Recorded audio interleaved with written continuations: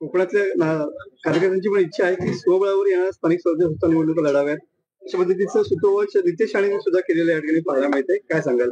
नाही, आता सर्व ज्या निवडणुका होणार आहेत त्या महायुती म्हणून लढण्याचा मानस त्या ठिकाणी निश्चितच आहे.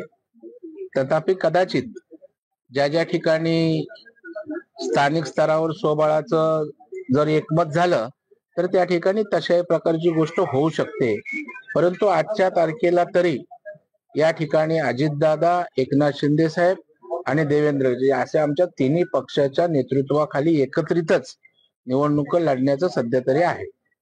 बीड मध्ये या ठिकाणी देवाभाऊ बाहुबली अशा नावाचे पहिल्यांदाच पोस्टर या ठिकाणी झळकलेले पाहायला मिळत आहेत. ज्या पद्धतीनं मराठा आरक्षणाला जी या ठिकाणी काढला गेला, बीड मध्ये खऱ्या अर्थानं एक वेगळं चित्र या ठिकाणी पाहायला मिळतं. सुरेश दसांचा पण फोटो याच्यावरती आहे आणि लढाई आपण जिंकलो अशा पद्धतीचा आशय याच्यामध्ये पाहायला मिळतोय. देवाभाऊंना एका व्हिलनच्या स्वरूपामध्ये काही राजकीय नेत्यांनी आपल्या राजकारणासाठी उभं